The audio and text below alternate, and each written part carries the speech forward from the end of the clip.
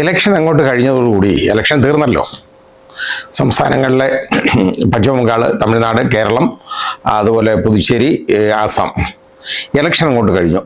കഴിഞ്ഞ ഉടനടി അടുത്ത പരിപാടിയായിട്ട് കേന്ദ്ര ഗവൺമെൻറ് വന്നിട്ടുണ്ട്. പ്രതീക്ഷിച്ചതാണ്. ഞാൻ പ്രതീക്ഷിച്ചതിൻ്റെ അത്രയും വന്നില്ലെന്നുള്ളേ ഉള്ളൂ. കാരണം ഞാൻ പ്രതീക്ഷിച്ചത് ഗാർഹിക പാചക വാചകത്തിനും അതേപോലെ തന്നെ പെട്രോളിനും ഡീസലിനും കൂടെ ഓരോറ്റ കൂട്ടാൻ ഈ കമ്പനികൾക്കെല്ലാം സ്വാതന്ത്ര്യം കൊടുക്കുമ്പോൾ എല്ലാം വൃത്തിയായിട്ട് ചെയ്യും എന്നായിരുന്നു എൻ്റെ ധാരണ. പക്ഷേ അതിനെല്ലാം തെറ്റിച്ചുകൊണ്ട് ഒരൊറ്റ ഇരുട്ടടിയാണ് പാവങ്ങളുടെ നെഞ്ചത്. സാധാരണക്കാർ, തൊഴിലാളികൾ, ജീവനക്കാർ, അവരുടെ എല്ലാം നെഞ്ചത്തടിച്ചുകൊണ്ട് ഉള്ള ഒരു പണിയാണ് ഇപ്പോൾ ചെയ്തത്. 993 രൂപയാണ് ഒരൊറ്റ അടിക്ക് കൊമേഴ്സ്യൽ സിലിണ്ടറിന്, അതായത് ഈ സാധാരണ വാണിജ്യ സിലിണ്ടറിന് കൂട്ടിയേക്കുന്നത്, പാചകവാതകത്തിന് കൂട്ടിയേക്കുക 993 രൂപ. എറണാകുളത്ത് ഒരു സിലിണ്ടറിന് ഏതാണ്ട് 2 വർഷം മുമ്പ് 990 രൂപ വിലയുണ്ടായിരുന്നതിനിപ്പോൾ 3095 രൂപയായി. അത് തിരുവനന്തപുരത്ത് ചെല്ലുമ്പോൾ 3180 രൂപയാവും. അല്ല, 3110 രൂപയാവും. കോഴിക്കോട് ചെല്ലുമ്പോൾ 3117 രൂപയാവും. ഇതാണ് നമ്മളിപ്പോൾ കണ്ടുകൊണ്ടിരിക്കുന്ന കാഴ്ച. ഇതിൻ്റെ ഏറ്റവും വലിയ പ്രശ്നം എന്താണെന്നറിയോ? ഈ തൊഴിലാളികൾ ഒരു ചായ കുടിക്കണം, ഒരു ചോട്ട തൊഴിലാളിക്ക് ഒരു ചായ കുടിക്കണം.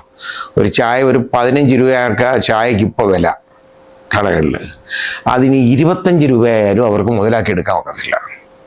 കാരണം പാലിന് വില കൂടുന്നു, അതേപോലെ എല്ലാത്തിനും, വെള്ളത്തിന്, പാലിന്, പിന്നെ ബാക്കി അതിൻ്റെ കൂടെയുള്ള ബാക്കി കാര്യങ്ങൾ, പഞ്ചസാര, തേയില, ഇതിനെല്ലാം മുഴുവൻ വില കൂടുക. അതുമാത്രമോ, തൊഴിലാളി ക്ഷാമം കൊണ്ട് ഈ ഹോട്ടലുകാർ വളരെ കഷ്ടപ്പെടുകയായിരുന്നു ഈ അടുത്ത സമയത്ത്. കാര്യം ഈ ഇലക്ഷനോടനുബന്ധിച്ച് ഈ മാമാങ്കത്തിന് ഈ തൊഴിലാളികൾ, ബംഗാളികളാണല്ലോ കൂടുതൽ ഇവിടെ ഉള്ളത്, അവരെല്ലാം അങ്ങ് അവരെ നാട്ടിലേക്ക് പോയി. അപ്പം തിരിച്ചു വന്നുകൊണ്ടിരിക്കുന്നതേ ഉള്ളൂ. ഇത് അതിൻ്റെ കൂടെ അങ്ങനെ തൊഴിലാളികൾ ഇല്ലാത്തത് കൊണ്ട് അവർക്ക് ഒരുപാട് കച്ചവടം ഇവർക്ക് മുടങ്ങി.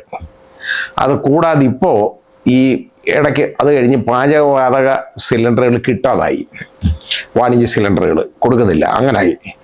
അപ്പോൾ ആ രീതിയിൽ അത് കിട്ടാതായി കഴിഞ്ഞ് അതിൻ്റെ ബുദ്ധിമുട്ട് അവരൊരുപാട് അനുഭവിച്ചു. അത് കഴിഞ്ഞാണ് ഇപ്പോൾ ഒരൊറ്റ അടി, ഇരുട്ടടി പോലെ അടിച്ചേക്കുന്നത്. ഇതിനൊക്കെ ക്ഷാമം ഉണ്ടാക്കി വെച്ചിട്ട് ഈ പരിപാടി ചെയ്യുകയാണ്. ഇതാരെ സഹായിക്കാനാണ്? ഇത് കമ്പനികളെ സഹായിക്കാൻ വേണ്ടിയാണ്, വേറൊന്നിനുമല്ല. ഗവൺമെൻറ് ചെയ്തു വെച്ചേക്കുന്ന പണിയാണിത്.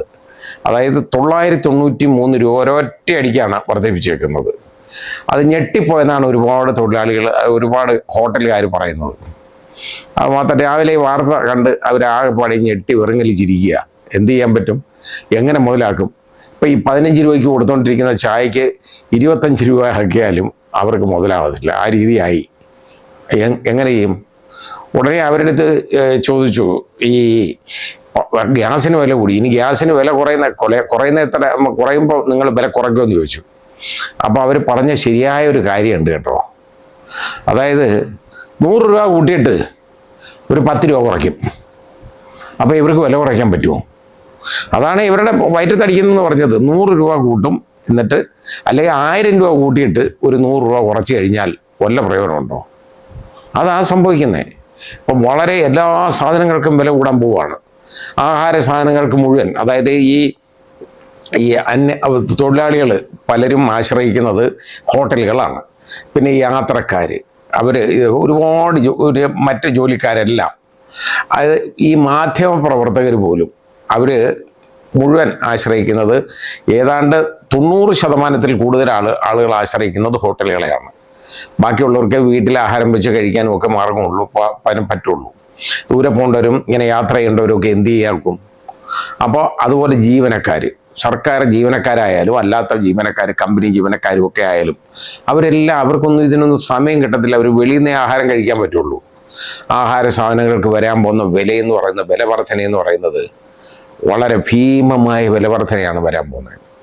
ഇത് സാധാരണ ചെറുകിട ഹോട്ടലുകാരെയും ബാധിക്കുള്ളൂ കേട്ടോ, ചായക്കടക്കാരെയും.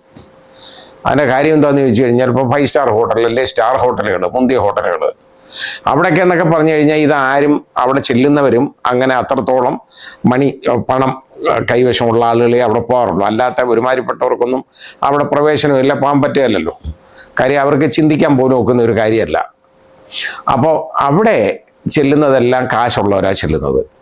അത് മാത്രവുമല്ല, അവരിനി എത്ര രൂപ അത് ബില്ല് ചെയ്താലും ശരി, ബില്ല് പോലും നോക്കാറില്ല ആരും.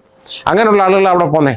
അവിടെ ചെന്നിട്ട് ഇതിന് ഇത്രയും വില എന്താ ആയത്, ഇതിന് താണ്ടെ ബാക്കി മറ്റിടത്തൊക്കെ ഇത്ര 15 രൂപ കുറവാണല്ലോ, ഇവിടെ 15 രൂപ എങ്ങനെ കൂടി, ഇന്നൊന്നും ആരും ചോദിക്കത്തില്ല.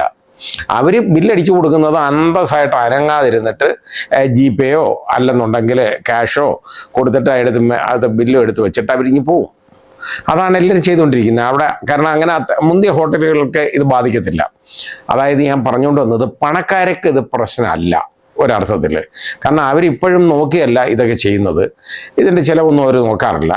ഇനി നോക്കേണ്ട ഒരു അവസരം വരും. കാരണം ഇപ്പോൾ സ്റ്റാർ ഹോട്ടലിലായാലും ശരി, നമുക്ക് ഒരു തവണ ഊണ് കഴിക്കുന്നതിന് ഒരു 500 രൂപ അല്ലെങ്കിൽ ഒരു 600 രൂപ കൊടുക്കണമെന്നുണ്ടെങ്കിൽ അത് നേരെ 1000 രൂപയായി കഴിഞ്ഞാൽ ആളുകൾ നോക്കും. അങ്ങനെ ആക്കേണ്ടതായിട്ട് വരും ഇനി ഈ പോകുന്ന പോക്കിന്. കാരണം ഇപ്പോൾ പെട്രോളിനും ഡീസലിനും വില കൂടിയേ ഒക്കുള്ളൂ, കൂടും. വില കൂടിയേ ഒക്കുള്ളൂ എന്ന് പറഞ്ഞാൽ എന്താണെന്നറിയോ, വില കൂടേണ്ട കാര്യമൊന്നുമില്ല, അല്ലാതെ തന്നെ മുതലാവുന്നേ ഉള്ളൂ. പക്ഷേ എപ്പം ഒരു 10 രൂപ ക്രൂഡ് ഓയിലിന് കൂടിയാലും ഇവിടെ ഈ പണി ചെയ്യുന്നതാണ്. ഇപ്പം ഇത് ചെയ്യാത്തത് ജനരോക്ഷം ഭയന്ന് ചെയ്യാത്തതാണ്, കൂട്ടാത്തതാണ്. കാരണം ഇപ്പോൾ ക്രൂഡ് ഓയിലിന് ഇപ്പോൾ ഏതാണ്ട് $110 എങ്ങാണ്ടായിട്ടുണ്ട് ഇപ്പോൾ ബാരലിന്, ബെൻ ക്രൂഡ് ഓയിലിന് ആ വില വന്നിട്ടുണ്ട്. ഇനിയും ചിലപ്പോൾ കൂടാനാ സാധ്യത. അത് ഇറാൻ പറയുന്നത് 140 എത്തിച്ചിട്ടേ അടങ്ങത്തുള്ളെന്നാണ്. കാരണം ഇതൊക്കെ ട്രംപിൻ്റെ ഈ അഹങ്കാരം കൊണ്ടാണ് ഇതെല്ലാം നടക്കുന്നത്. ആ തൻപോരുമ, അതായത് അവർ ട്രംപിന് ഏറ്റവും വലുതാണ് എന്ന് തെളിയിക്കണം. അതുവരെ നമ്മളെ വരെ ബാധിക്കുകയാണ്. അതായത് ഈ യുദ്ധം നമ്മുടെ അടുക്കളയിലേക്കും കടന്നു വരുന്നതാണ് ഇപ്പം നമ്മൾ കാണുന്നത്. ഇനി ചോദിക്കുക, ഹോട്ടലിലെ വാണിജ്യ സിലിണ്ടറിന് കൂട്ടിയാൽ എന്തോ വീട്ടിലെന്താ സംഭവിക്കുന്നതെന്ന് തോന്നുന്നു. ഈ വീട്ടിൽ താമസിക്കുന്നവനല്ലേ ഈ വാണിജ്യ സിലിണ്ടറിൽ നിന്ന് പാചകം ചെയ്യുന്ന ആഹാരം പോയി കഴിച്ചിട്ട് വീട്ടിലോട്ട് വരേണ്ടത്. വീട്ടിൽ പണം കൊണ്ടുവരണമെന്നുണ്ടെങ്കിൽ അവൻ വെളിയിൽ പോയി ജോലി ചെയ്ത് ഹോട്ടലിൽ നിന്ന് ഒരു ആഹാരം കഴിച്ചു പോയി കഴിഞ്ഞാൽ ഇനി അവൻ്റെ ഈ കീശ മുഴുവൻ കീറും. ആ രീതിയാണ്. അത് വീട്ടിലെ ബഡ്ജറ്റിനെ ബാധിക്കും. അതുകൊണ്ടാണ് ഇത് വീട്ടിലേക്ക് നമ്മൾ തന്നെ വരും എന്ന്, നമ്മുടെ വീട്ടിലേക്ക് വരും എന്ന് പറയുന്നതിൻ്റെ കാരണം അതാണ്. പക്ഷേ അല്ല, അങ്ങനെ ആളുകൾ ആലോചിക്കും ഹോട്ടലിൽ പോയി കഴിക്കണ്ട, വീട്ടിൽ കഴിച്ചാൽ മതി എന്ന് പറഞ്ഞാൽ പട്ടിണി ഇരിക്കാൻ പറ്റുമോ? ഒരു മാർഗവുമില്ല. കാരണം ഈ സിസ്റ്റം ഇങ്ങനെ ആയിപ്പോയി, നമ്മൾ അതുമായിട്ട് യൂസ്ഡായി. ഇപ്പോൾ ഇനി അത് മാറ്റാൻ ഒക്കത്തില്ല. പണ്ടൊക്കെ എൻ്റെ ചെറുപ്പത്തിലൊക്കെ എന്നൊക്കെ പറഞ്ഞു കഴിഞ്ഞാൽ ആക്ഷേപിച്ച് പറയുമായിരുന്നു, അവൻ ഹോട്ടലിൽ നിന്ന് ആഹാരം കഴിക്കുന്നതെന്ന്. അത് ഏതാണ്ട് ആക്ഷേപമായിരുന്നു അന്ന് ഹോട്ടലിൽ നിന്ന് കഴിക്കുന്നത്. ഇപ്പോൾ ഹോട്ടലിൽ നിന്ന് കഴിക്കുന്നതെന്ന് പറയുന്നത് ആക്ഷേപമല്ല, ഇന്നത്തെ കാലത്ത് നെസസിറ്റിയായി, ആവശ്യമായ ഒരു സംഗതിയായിട്ട് അങ്ങ് മാറിക്കഴിഞ്ഞു അത്. അപ്പം അതുകൊണ്ട് ഈ ഇന്നത്തെ കാലത്ത് ഇത് പറഞ്ഞുകൊണ്ട് കാര്യമില്ല, മാർഗമില്ല. വീട്ടിൽ നിന്ന് ആഹാരമൊന്നും കഴിക്കാൻ പറ്റത്തില്ല എല്ലാവർക്കും.